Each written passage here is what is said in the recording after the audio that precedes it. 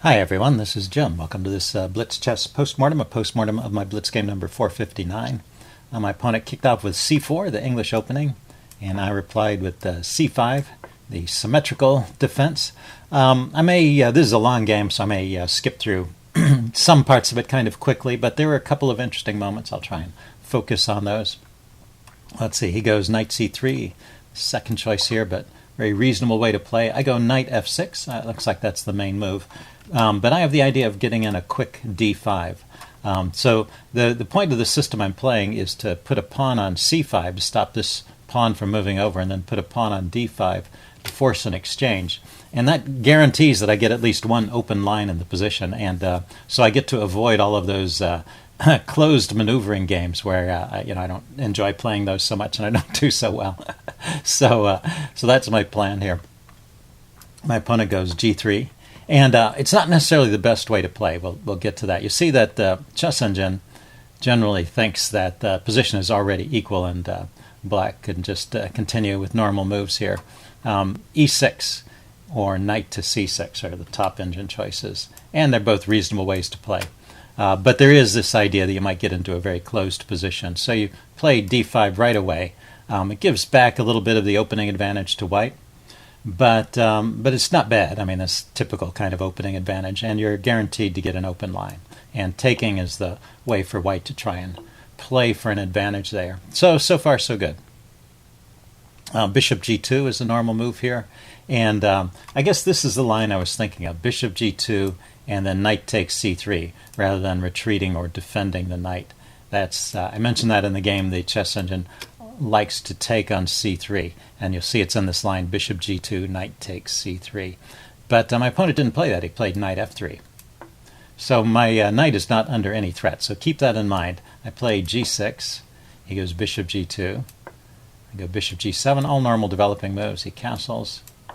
And right here I take on c3 for no good reason, other than I've looked at similar positions in the past, and the chess engine usually recommends taking on c3. So let's try and understand this. Why is knight takes c3 no good here? First of all, I have alternatives. I can castle, I can develop my knight to c6. Normal developing moves are what's in order here. That's the first point. Second point is that this knight is not under threat. It's only attacked once, it's defended once. He can bring another attacker on by moving his knight, but there's no great tempo moves for this knight. So there's no threat to my knight, and it can just sit there. And as long as it can sit here, it's a good post for it. So I think the answer to my question is you should let this knight sit here as long as you don't have to move it. It's exerting a good influence over from the center of the board. It's exerting a good influence on these dark squares here or in the enemy's camp. And then when it's finally threatened, then you can decide whether to defend it, retreat it, or exchange. And at that point, it might make sense to take on c3. Okay, so that's a more rational approach to this. Anyway, I took on c3 right away. And for no good reason, as I said. He plays d takes c3, and I castled. And you'll see that I think d takes c3. Yeah, that's the best way. The engine now likes white's position, although it's not clear to me. Let me go ahead and castle and say something more about this position. It's not clear to me why the chess engine prefers white so much.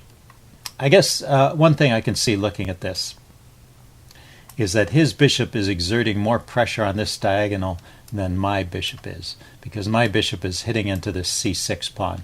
So maybe that's a kind of nagging edge that white has. In fact, the chess engine recommends, he didn't play this, just trading queens here,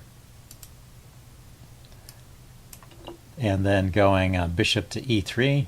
Yeah, he gets a similar kind of position attacking here. He's starting to get some pressure on my position. I don't really want to play b6 here and open up the diagonal towards my rook. So knight a6 is the way to defend, and my position is starting to look a bit awkward. So I think that's the answer. On the surface, when I was playing the game, I thought this position must be dead equal, but actually white has an advantage in this position. So I think that's kind of interesting. He went with a similar idea. He played bishop e3 here. I defended with knight to d7. Queen to b6 was a better defense, apparently, a little more active. Okay, because I do get into trouble and lose a pawn here before too many moves. Plays knight to d2, opening up this diagonal. Now Now I really can't move my bishop. Also, it's blocked in by my knight. And I want to play I want to play rook to b8, I guess, and then b6. I could probably play that here. Yeah, rook b8 looks like a playable move.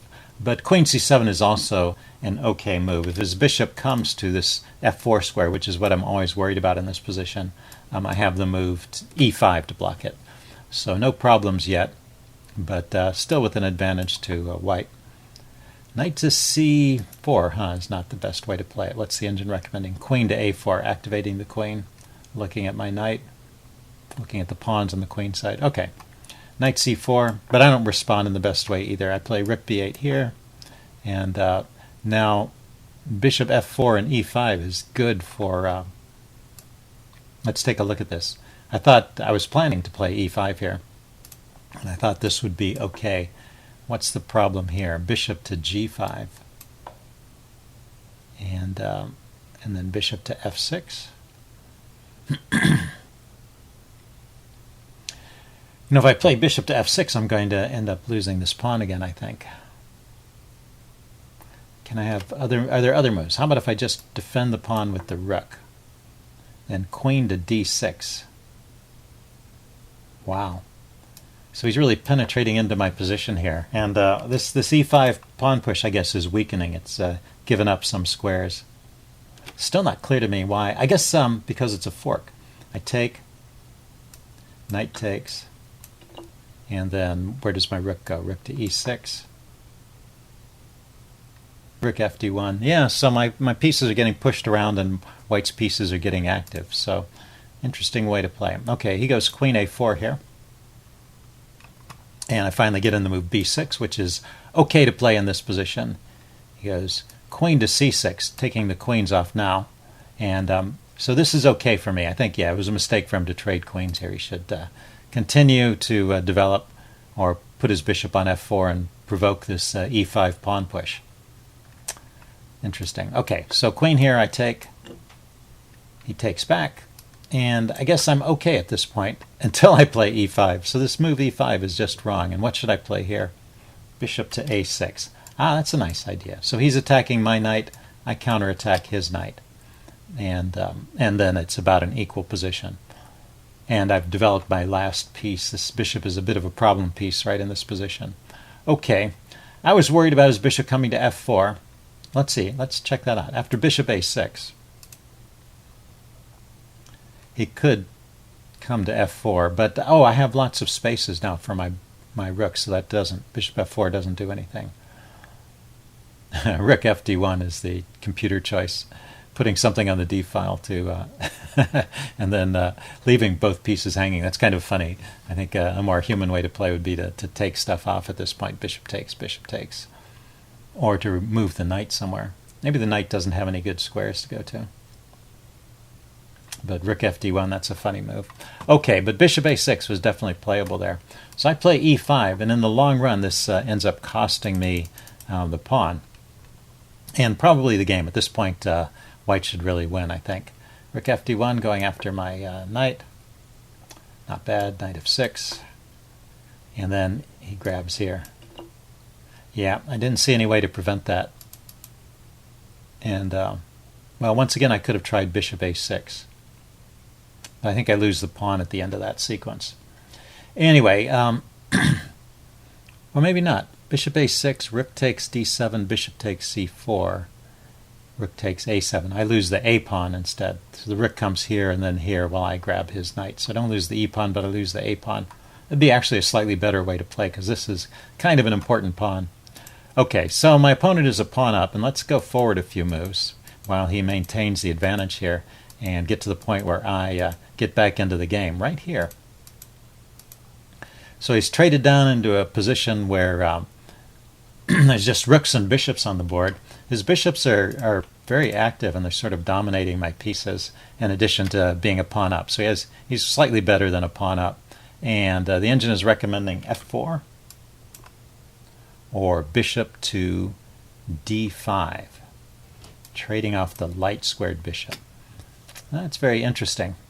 He goes, he starts to maneuver with his dark squared bishop and ends up trading that bishop off. leaving the light squared bishops on.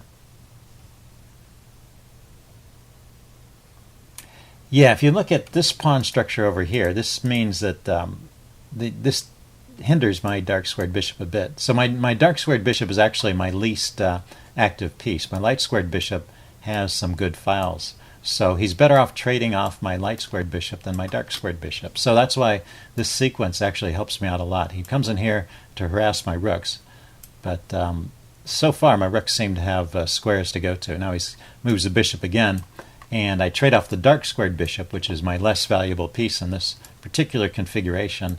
And even though I'm still a pawn down, I've nearly equalized here, just because now my pieces are so much better. So he goes rook. So that was the first interesting point. And now it stays even for a while. So let's go forward a bit. We trade, get down to a simple rook and pawn endgame. a4 was a mistake. Yeah, he goes from equal to worse with this move, a4. He's just letting my rook in, and I can start gobbling up pawns and creating problems in his pawn structure. So he needs to go b3 here, or leave everything the same and start bringing his king into the game, or e3. So small moves, but this a4 move, you know, that's an idea. It's kind of a middle game idea, pushing your pawns forward and trying to create a weakness on your opponent's pawn structure. But you've got to be in a position to actively attack those weakened pawns, and he's not really. He's creating more weaknesses than he's in his own structure than he is creating in mine. So not a good move here. I activate my rook, so that was the right idea. And now I'm a little bit better here, so let's play on a little bit. And now you can see material is even. I got a pawn back, and I just have the better structure. He has two isolated pawns, and I have two nice groups of 3 pawns all together. So, so I have a significant advantage here. And I give it away in a move or two. Right here. yeah. So now this is a similar kind of thing. I have managed, by attacking his pawn, to put his rook in a very passive position, and I now need to find some way to maneuver and just improve my position a little bit. I probably don't want to trade off bishops. I was just thinking I could go for some mating threats here if he retreats his bishop, but he doesn't retreat his bishop. He just trades it off. Well, he went king g2, defending his bishop, which works equally well, and then I traded. So that's my mistake, and I give the advantage back with this move. So if I don't play that, let's see, I could play a move like king to g7 or f6, just trying to improve things a little bit. Rook to c1 check followed by f5. It's also an idea, apparently. Okay. So now should be about an even game. He goes king g2, and I trade off the bishops. And yeah, that was a mistake. I should have kept the bishop on and tried to provoke some more weaknesses. Although it's hard for me to see what to do because his pawns were all on dark squares. But maybe bringing my king up and pushing my pawns forward would have been an idea. So anyway, we're about even, so let's go on a few moves. We stay in the range of about even until... right there. Yeah, I played this move probably a little too quickly. We're getting up to move 35. I may have been a little low on time, or maybe I just wasn't thinking anymore. Anyway, the previous move, he played rook to c7 and attacked my pawn. And so I should just play the pawn forward or the king back, something like that. f5, f6, king f6, king e6. The king moves, I guess, are a little bit better, and I stay about even. Instead, I push this pawn forward and give up this pawn for no reason. So white is once again better. White is a pawn up. And he stays better. Let's see. He got a lot better there all of a sudden. What happened? King d5 is the recommended move. That's interesting. I would not have expected king d5 to be a good move here, because he can go after my pawns. Let's try this. King d5. Say rook g7, king to c5. So I'm just giving up all of these pawns. Rook to c1, and banking all my hopes on this passed pawn here. Rook to g5 check, king here. So he grabs the last pawn. Actually, that's completely redundant to take that pawn. He should probably just start pushing his pawns here. But, well, my pawn is faster than his pawns. So rook here to get out of the way so I can advance my pawn. No, not there. Rook to h1. Okay. And then rook to h6. Why not drop all the way back here so he can come over? Push.